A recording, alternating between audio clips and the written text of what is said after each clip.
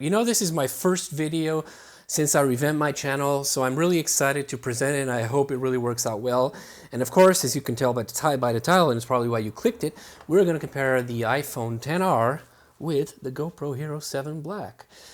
Stay tuned. And slate.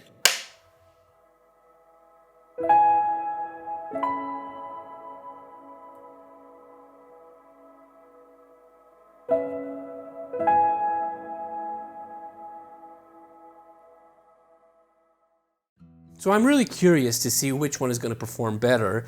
If I had to choose one to make a short film with, for instance, which one would I choose? Find out at the end of the video. So what I did with these tests was very, very simple. With the iPhone XR, I used the app called Pro Movie. I didn't get a Filmic Pro because it's expensive and I just didn't want it to purchase just for the, for this video. So I purchased the more affordable Pro Movie, which allows me to record at 100 megabits per second, which is good. So I did that for the iPhone XR. Basically all in auto because all I could really control was the shutter and the ISO, and shooting in daylight, that's basically auto. So I just left the ISO really low. The shutter, because I don't have any ND filters, the shutter on the iPhone was always an auto as well, so pretty high when it was really bright. On the iPhone, no, not the iPhone, on the GoPro, I shot everything in Pro Tune. Shutter also auto, and ISO between 100 and 400. Anyway, basically auto as well, so I can keep it as plain level as possible. And this is how I did the test. I did some basic 4K 24 frames per second tests using the exact same composition from both cameras. Obviously the GoPro is going to be a little more wider than the iPhone XR. I did that. Then I did a stability test, just walking around with the camera as if I was vlogging or something like that. Also did some 60p and did some 240 frames per second in 1080p, which is basically slow motion. It was a real pain in the ass to do the slow motion with the XR because for some reasons the files coming out of the phone themselves weren't really working all that well on my editing suite, the Premiere. So I had to convert them to ProRes to work with them. Just a heads up, but I'll discuss what I think about the iPhone and the GoPro at the end of this video. Let's get to the tests. Okay, so we start off with, as I told you before, really plain shot here with the ducks, and got a little dynamic range going on here. You can see the sky, you can see the shadows and the highlights. I picked this composition on purpose. That was a GoPro, this is the iPhone XR. There are obvious differences here. Let me just tell you what I think out of the bat right here. I think the iPhone XR is a lot more contrast here, a lot more sharper than the GoPro.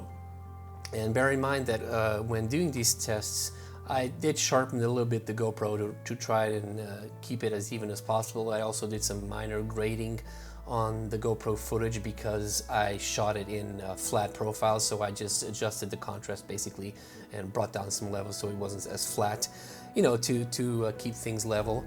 And right off the bat, I can tell the iPhone XR is a lot more sharper than the GoPro, but it's an artificial sharpening which I'm not terribly in love with. But moving on, this is them side by side, and as you can see, obviously the field of view is slightly different. I think the iPhone XR has a little less trouble with the dynamic range, so it handles the highlights and the shadows a little bit better than the GoPro does. The GoPro tends to go and clip a little bit the highlights or crush those blacks. As far as what I'm seeing here, this is 300% punching in. As you can see, the iPhone is a lot sharper, but it seems a little bit artificial. This is the stability test. In this first shot, this is the GoPro using the fabulous Hyper Smooth in the camera, which is obviously one of the most amazing things in this GoPro. And as you can see, it's pretty decent. It's very smooth, and you can see over there the highlights are being clipped at the top behind those trees. That's the problem with the GoPro. The colors are nice. They're not very punchy. They're a little bit flat. Maybe I should have punched in the saturation, but I didn't. But as well, when it comes to stabilization, it's really, really good. Now we're going to see the iPhone XR doing the exact same trajectory. And as you can see, the colors, it seems to be a little more colder in terms of color temperature than the GoPro. GoPro is a little bit warmer. Again, that sharpness, that over sharpening that the iPhone displays, I'm not really a big fan of it. I wish I could dial it down when capturing, but I can't. I don't know if with Filmic Pro I can, but I don't think I can. And it's also, when it comes to stability, it's pretty cool. It's pretty stable. In this kind of environment, I think they're pretty much the same. And here we can see a side by side. I think the iPhone did a really good job. The iPhone has two settings for stabilization, which I found on the Filmic Pro app. Not the Filmic Pro app, the other app I mentioned, the Pro Movie. It's advanced and standard.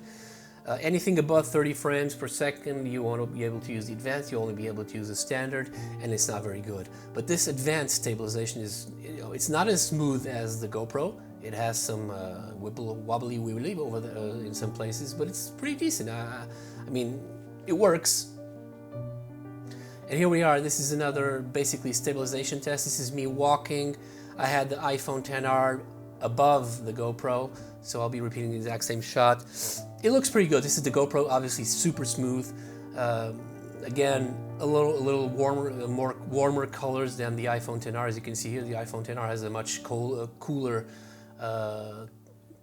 image and color temperature, but the stabilization is nice. As you can see here, I'm not running, I'm just walking at a relatively fast paced, but it's nice, and you see it works very well, the stabilization. So moving on, no, not moving on, let's see them side by side.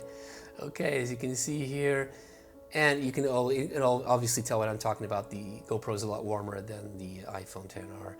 And curiously enough, the GoPro seems a little bit sharper here. I did increase the sharpness on post to try to keep it level. Okay, this is 60 frames per second, and here you can see it's really good. The image is really good. The slow motion is really smooth. I dropped it down to 40% speed here to achieve this slow motion. It's pretty basic. I like it. I purposely picked this scenario, which has a lot of trees and a lot of artifacts going on. Not artifacts, but yeah, but potential artifacts going on, because it can become a little bit harder for the camera to interpret all those trees and branches and all those leaves and all that stuff. So I purposely picked these spots to also test that, and it's not the best thing in the world, but it's not bad either. I think both cameras are doing a relatively decent job of interpreting the footage and the scenario, which is a little bit ungrateful and hard to process. This is slow motion. This is 240 frames per second from the GoPro. I like it. I think it looks good. Again, with much of the GoPro footage, it does look softer, but I like it. I think it looks more natural. I think if you got to call anything cinematic, this would be it. I think this is the iPhone, is a little too sharp for my taste, but it also looks good. I mean, comparing it to the previous shot with the 4K 60, well, granted it has a lot less to work with, but it does look decent. It is clipping the highlights over there, but I could have probably adjusted manually the shutter to get it working properly. And here, side by side, as you can see, the GoPro is a lot more pleasing to my eyes. But then again, the iPhone wasn't properly exposed.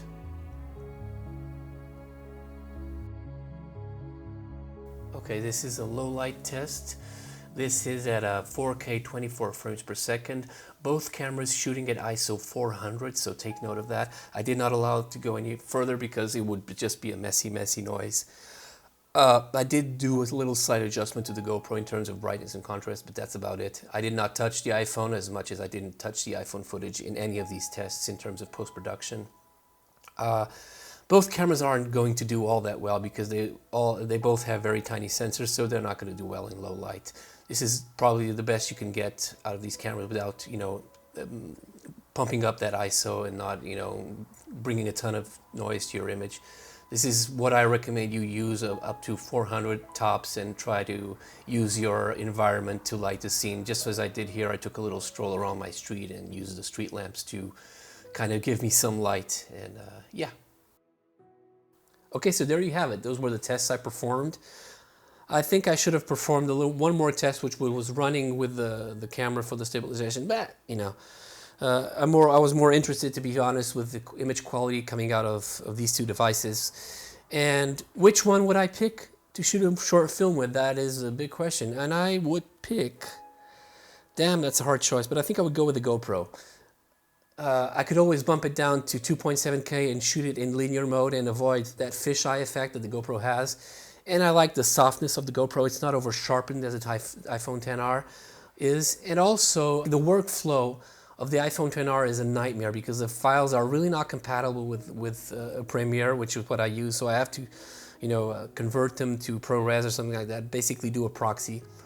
And not a proxy because, you know what I mean. I have to, it takes a little bit of time. Whereas with the GoPro, I can simply put them in the timeline and work with it. Obviously, this is a post-production issue, but I have to take that into account. Also, the GoPro has a lot more, you have a lot more control of the camera with the GoPro than you do with the iPhone XR. Granted, I did only use their Pro Movie app. I did not use Filmic Pro. So that could change if I do use Filmic Pro, but as is, the GoPro has a lot more control of the camera than the iPhone XR does. So that's what I would choose to work with. And that is it, guys. This is the comparison between the GoPro Hero 7 Black and the iPhone XR. Both great cameras, both great devices. I'm sorry, my cats are fighting and this is just what I have to deal with. Okay guys, that is it. The one question that remains is which one of these cameras would you choose to shoot a short film with? Which one is, the best for you? Do you own any of these cameras and any of these devices? Let me know in the comments below. And if you like this video, remember to like it. And if you didn't like it, you know what to do as well. And if you like this content, if you like my style, if you like my person, and if you like what you're watching, remember to subscribe because this channel will be all about filmmaking from henceforth. And yeah, that's basically it. I'm going to sign off and say goodbye.